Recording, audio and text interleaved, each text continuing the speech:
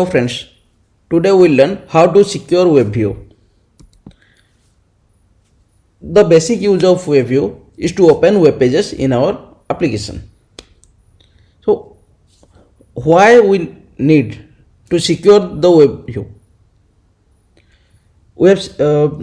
Nowadays we can see that there are lots of applications or lots of pages were built where the authentication page navigates to you one web view. Similarly, any type of transaction or that is also built over web pages and it is embedded used inside a web view in your application.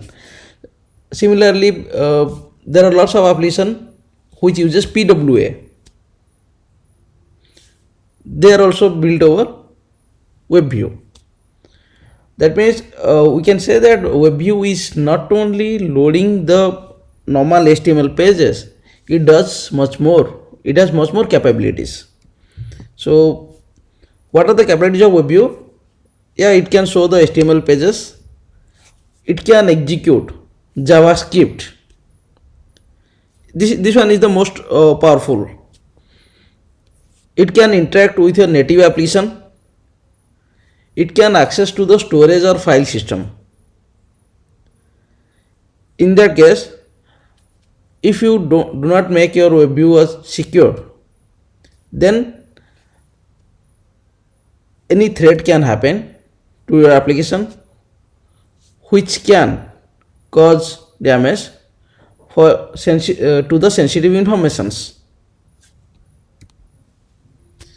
So the basic safety rules tells always use HTTPS. Do not use HTTP. Handle SSL error from WebView appropriately. Do not bypass it. Most often, we can say enable JavaScript of WebView if required. Otherwise, disable it. And also we can restrict URLs to HTTPS protocol only and in-house. These are the safety rules or basic rules to make any web view secure. Also there are a lot more things that we need to do to make the web view secure. So as WebView can access the file system, so point 1 will be disable the access to the file system, to the files.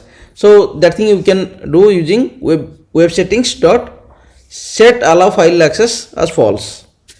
Similarly, disabling the JavaScript.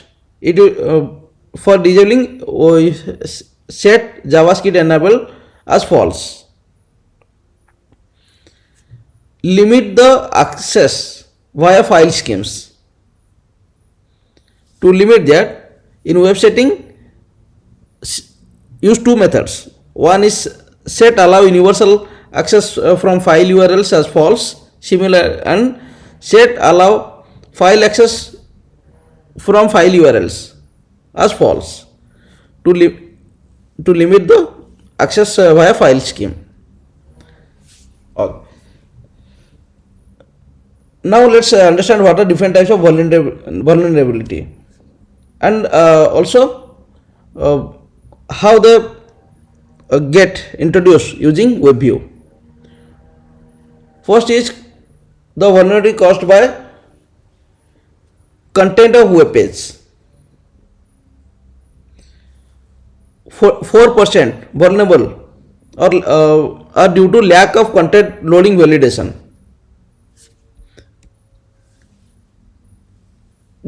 Those things we can avoid by overriding.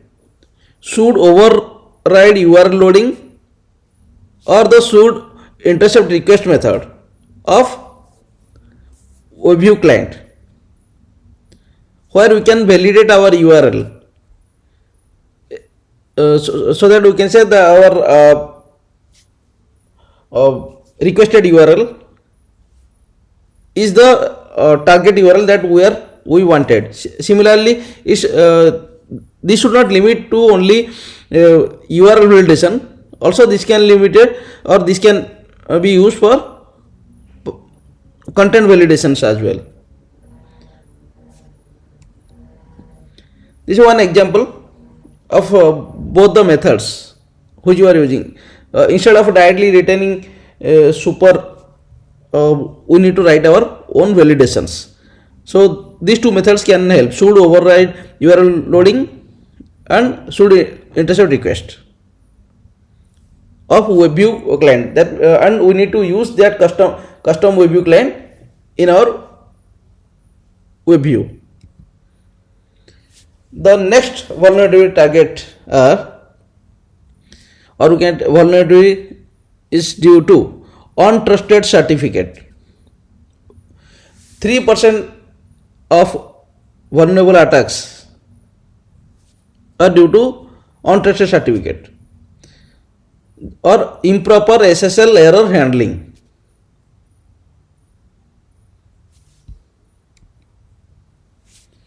So in WebView client, we have a method on received SSL error.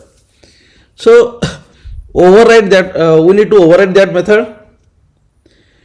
Handle the SSL error to show the prompt. And the second point will be abort the connection in case of SSL error. Do not proceed further for the error, because in SSL certificate there can be different type of errors. One type can be also certificate expired, and some of these errors or some of these certificates is may be used or can be used by any third party or attacker or threat. And if we bypass those errors and proceed, use handler.proceed, then that can cause to harm to our application, or also it can cause harm for sensitive information of a device. So use handler.cancel and also use proper error messaging. And this type of attack we can say is known as man in middle attack. Then the another source of vulnerability is JavaScript enable.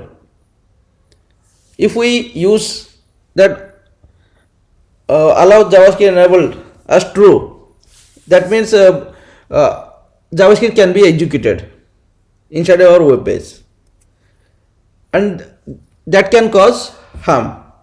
Overall, we can say 50% of overall code there the JavaScript is enabled. Whether that means that we should not enable the JavaScript? Yeah, we need to, or we can enable the JavaScript for in-house URLs, and for external URLs use it safely.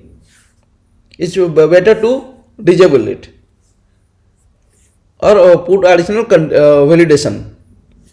Then next vulnerability source is our JavaScript interface, and this is we can say most widely used nowadays for PW applications, where we can say or we have seen that several URL or link where on click of that we are opening camera of a native application. That means this interface gives us capability to interact from web view or JavaScript to our native.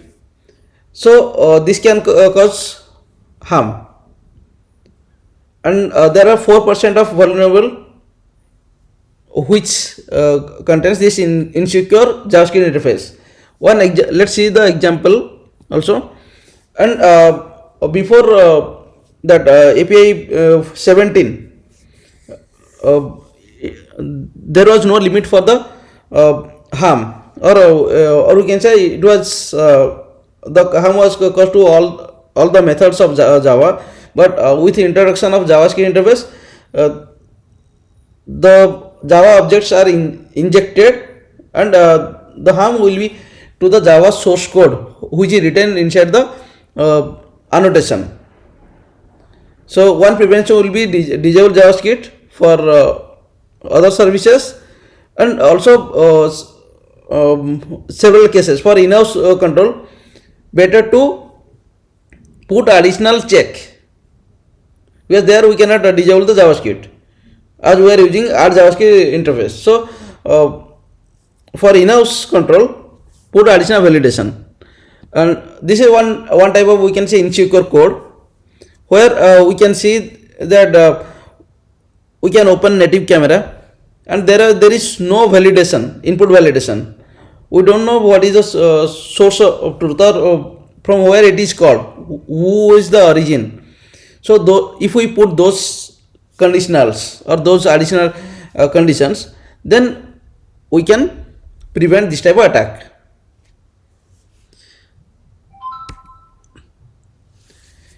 And yeah, file scheme is also another source for vulnerable. So we can disable that using set allow universal file access from file URLs, and set allow file access from file URLs, both as false, because by default WebView with default settings has access rights to all the files, and that can also we can say leak our sensitive information. Any malicious page or untrusted web page can access files stored in the application private directory also, and can use any sensitive information from that private file. To avoid that, we need to disable the file scheme. Then another source is web messaging. With introduction of HTML5, there is web messaging framework is defined, which can be used for sending and receiving data between different browsing contexts.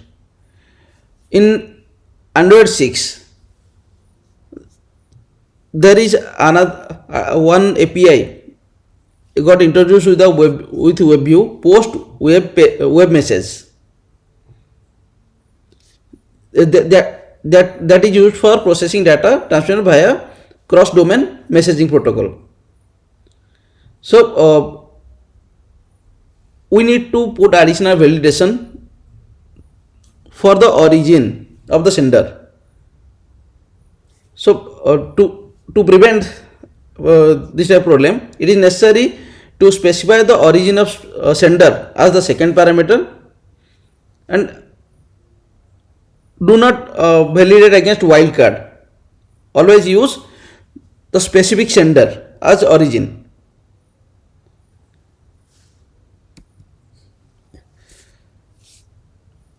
Then we can say all these web pages, untrusted web pages or unsafe web pages, is there any way that we can prevent use of unsafe page? Yes, with Android API 27, there is enable safe browsing. We can enable that in our manifest. Also, we can enable that programmatically, and also it has a compatibility. So for older devices, also we can use. So, whenever there is any web page with which is suspicious, then we can expect that web page or our application will show some warning. Similarly, we can use start safe browsing method that static method in WebView, and it only proceed for the URL if value is true. In that case we can prevent it. Now there are several cases that where we are using our in-house URL. That URL can also look like suspicious for outside. How we can use those URLs? If we use start safe browsing, yeah, there is whitelisting, that webview.setSafe browsing whitelist. There we can provide list of URLs which can be considered or which can be excluded from safe browsing. For example, here com.sunilsahu.com. Let's say that is my in-house URL, and it looks suspicious for outsider, but I want to allow or use that using our safe browsing. Then in that case we need to whitelist that.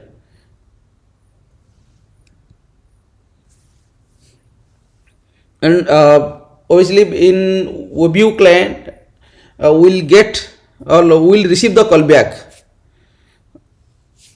inside the on safe browsing hit method. So the recommended approach is that whenever we receive any such thing, it's better to return back to the safe page and send report to the Google, which is callback to safety, without displaying the warning page.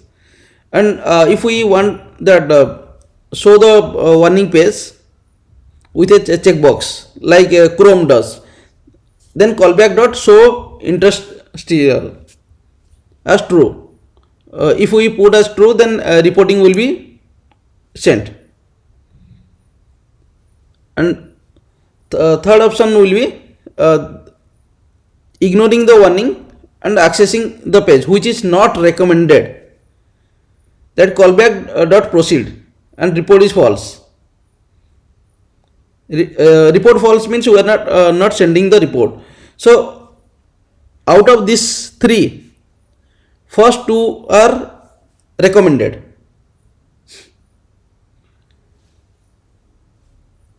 while the last one is not recommended.